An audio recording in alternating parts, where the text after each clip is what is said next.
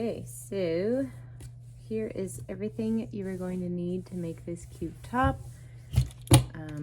Measuring tape's already in the shot there, so we'll start with that.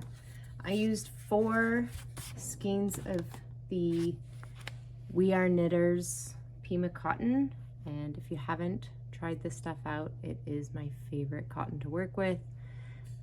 It's super soft and doesn't stretch too much. So I ended up using almost an entire skein for my base color, so that was pretty great. I thought I was playing yarn chicken, but I won.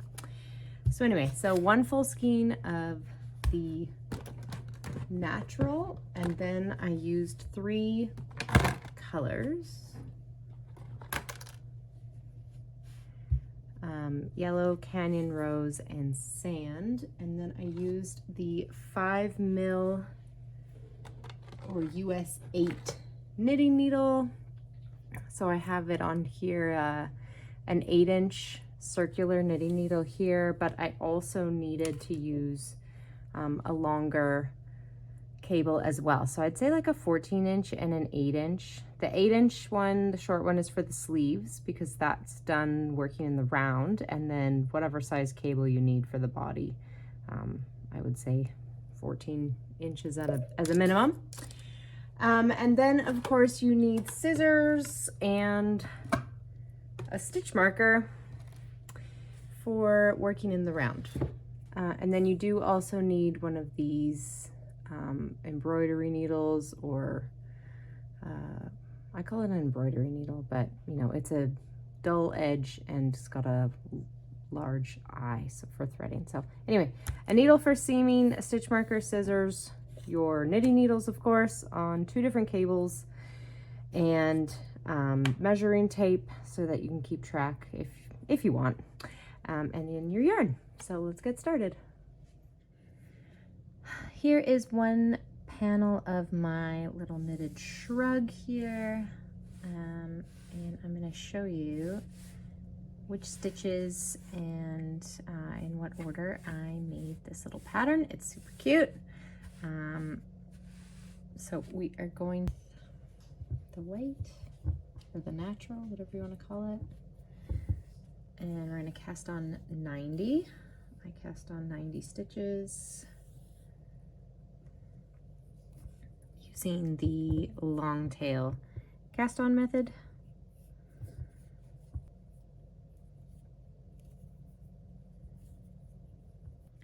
Okay, I have all my stitches cast on here, and we're starting from this end and going up. So the first 2 rows, row 1 is knit and the second row is purl. So I will meet you after you've done those 2 rows. All right, for the next row, we're going to be doing the open check stitch. And this is where you're gonna wanna grab your next color. And don't cut your white or natural or your main color, whatever one you're using. We can just kind of carry the floats up the side. So for this row, we are going to knit the first 2 stitches, slip 1, knit 1, slip 1. So just a knit 1 and slip 1, repeat across, and I'll meet you on the other end. On this row, you want to end with a knit stitch. So I made a little mistake a while back, and I did 2 slip stitches in a row. So knit 1, slip 1 to the end, and knit your last stitch. And just kind of check every now and then that it should be alternating the colors on your needle.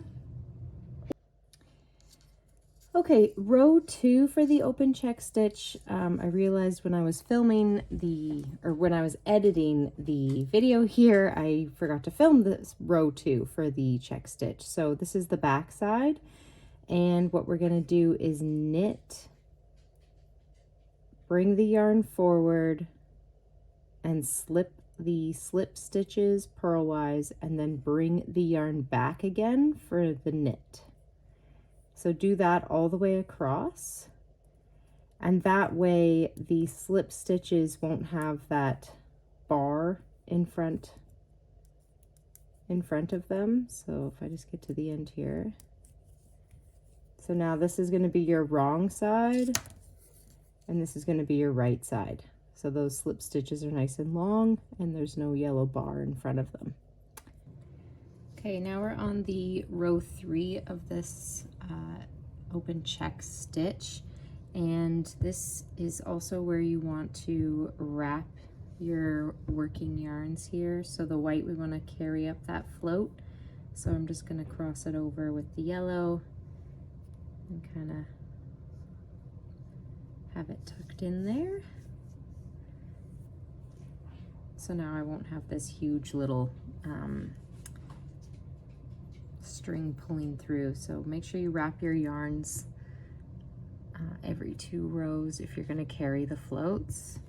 Okay, and then for the 3rd row of the open check, we're going to knit the first stitch, and then we're going to do a yarn over,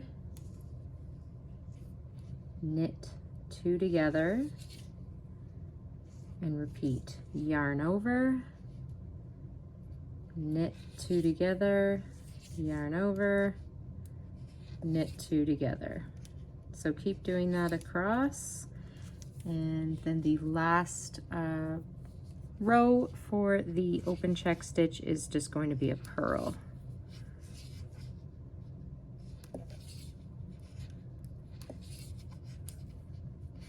So there's our little open eyelets, and looks kind of cool with the 2 different colors on the yarn and the knit 2 togethers. So keep going. As I said before, we're just going to purl across this row.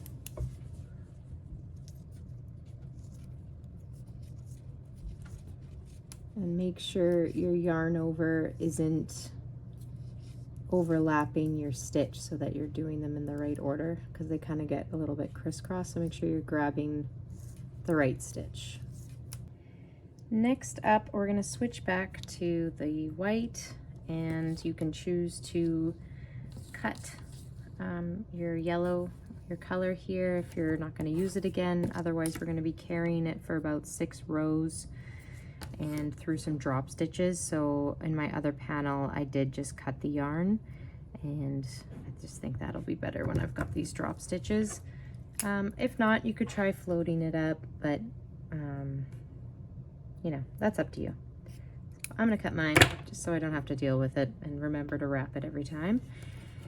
Next up, we've got the double drop stitch. Make sure I've got the right string here.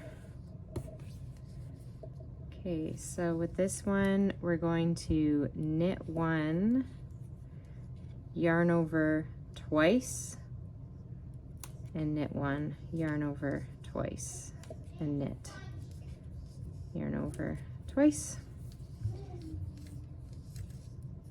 Okay, and do that all the way across there.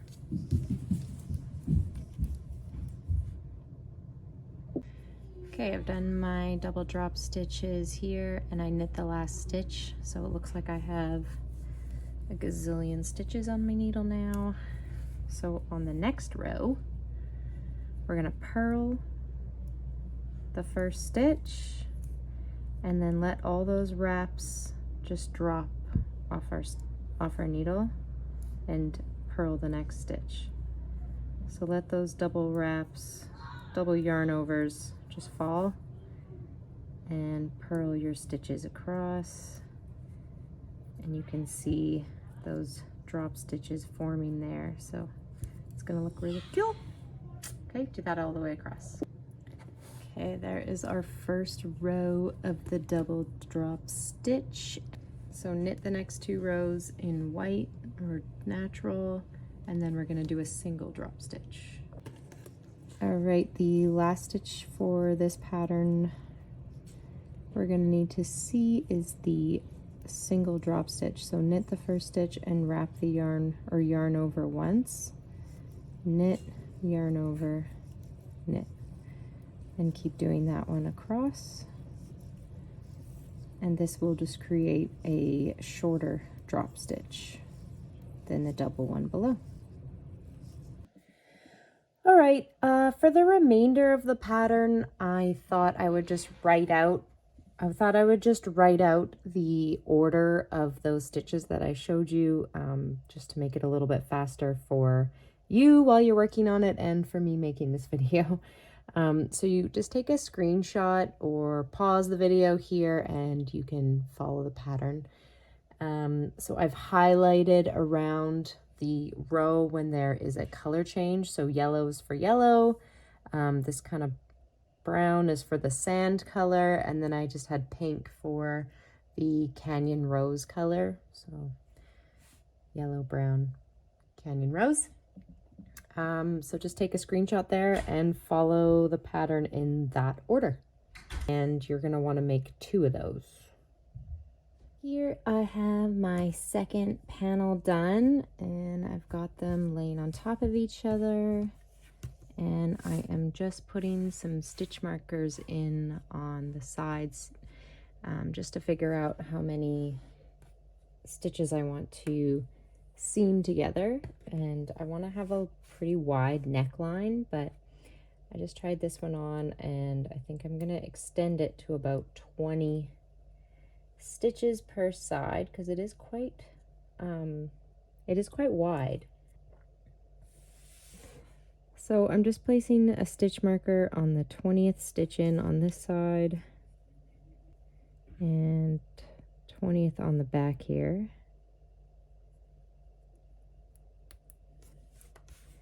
Just like that. And then I'm going to do the same on the other side, and then I'm just going to try it on. Make sure that it fits, or that I like the fit before I start seaming it. Okay, so here are my 2 panels seamed together, and I'm gonna try it on. It's quite wide. Could have maybe cut off a little bit, but here we are. I think I've got the shoulders in a good spot, so I actually adjusted it, and I've got 18 on each side, pinned up with the stitch markers. And then we're gonna do a couple of seams, a couple rows of seams on the sides, and then I'm thinking that we just pick up stitches along the armholes and then just work our sleeves that way. That's what I'm thinking. I don't know, still haven't got that far yet, but I like the pattern. Looks really cool, colors. So yeah.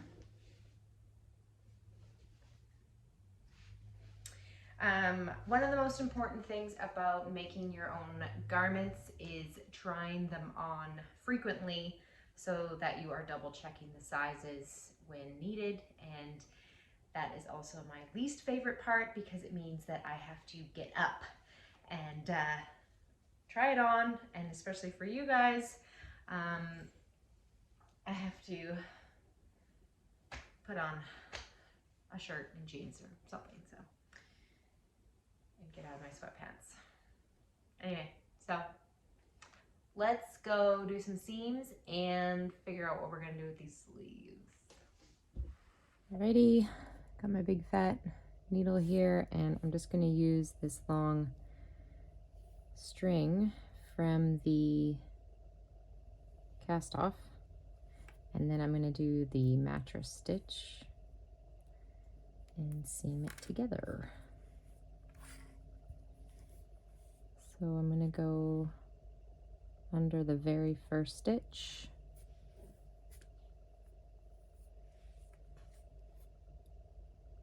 and under the very first stitch on the other side, and then move my way across.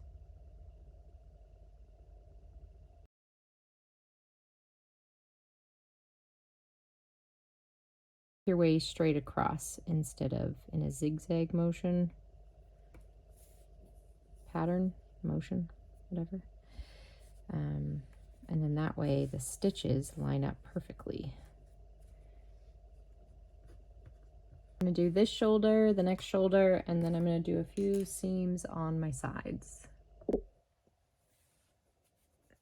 So we have sewn our shoulders together and tried on our sweater I've been putting this off for a couple days because I was trying to decide how wide I wanted my sleeves. And I reckon that I'm going to seam from the bottom up to about here, and then I'm going to do the sleeves in the round, and I'm going to pick up the stitches around the armhole with my needles. So if I get my measurement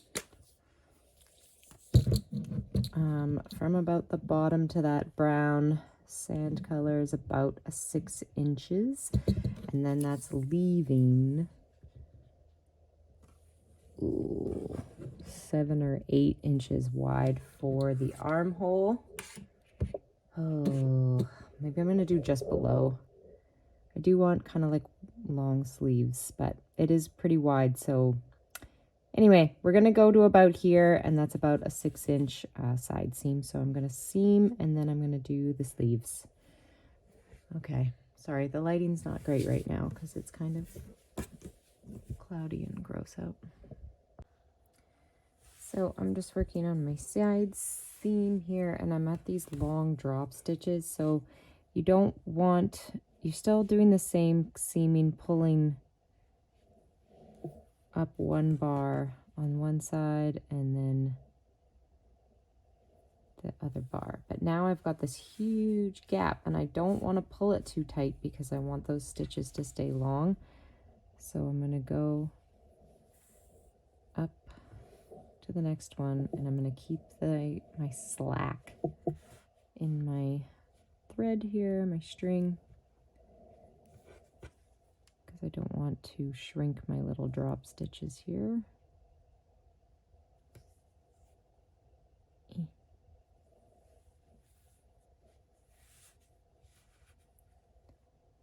that way they still line up, and then they're not all bunched up. So just make sure you're keeping slack on those,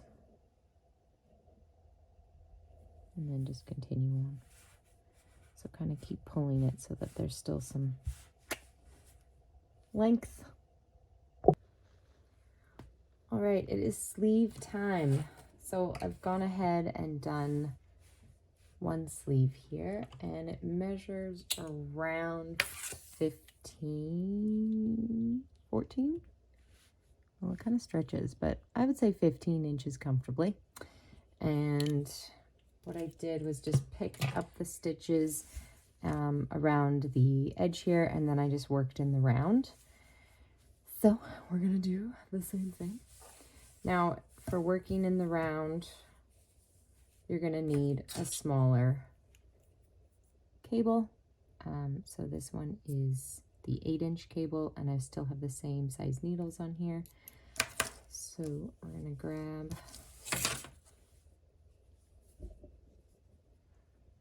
our yarn, and the first row we're just going to pick up the stitches around the edges here. So it's going to be on these gaps,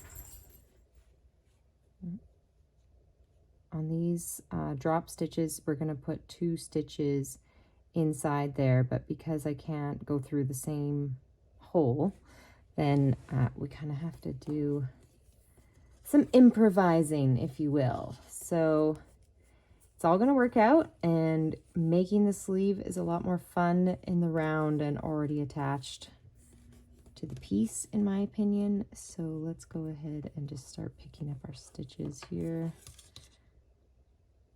Okay, so I picked up 62 stitches on the one side, so I'm going to want to do the same on this side.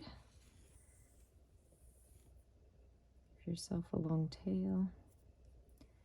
Okay, so for the drop stitches, I went in that first large gap, and then for the second stitch, I had to pick up just on the one bar here. So maybe it's not exactly in the rules for knitting, but we're improvising here, and we're going to make it work. So then just keep going around and pick up every like third or so stitch. Definitely gather your stitch is in the drops, but you can skip every third or fourth just because you don't want it to be too loose. And if you know you're going to do 62 stitches, then you know you need to do 31 before you get to the shoulder here to keep it evened out. So just keep track of your numbers here.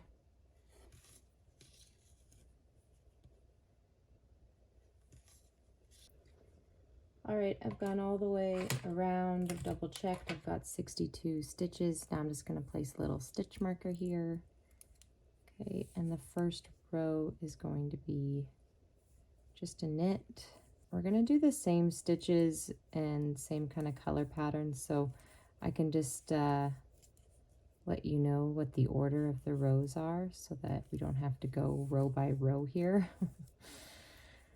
That is tedious for me as well. So anyway, knit the first row, purl the second row, and then I will show you the next steps. And here is the sleeve instructions. So the stitches are pretty much the same, except for the sleeve you're working in the round. So now the open check stitch, there's not going to be that extra knit stitch at the beginning of the row. You're just going to jump straight into the knit one, slip one. And for this one, garter, you're going to see throughout, and that is just rotating rows, knit and purl. So since we're not working the panel flat, we have to do some purl rows, some more purl rows than the other rows.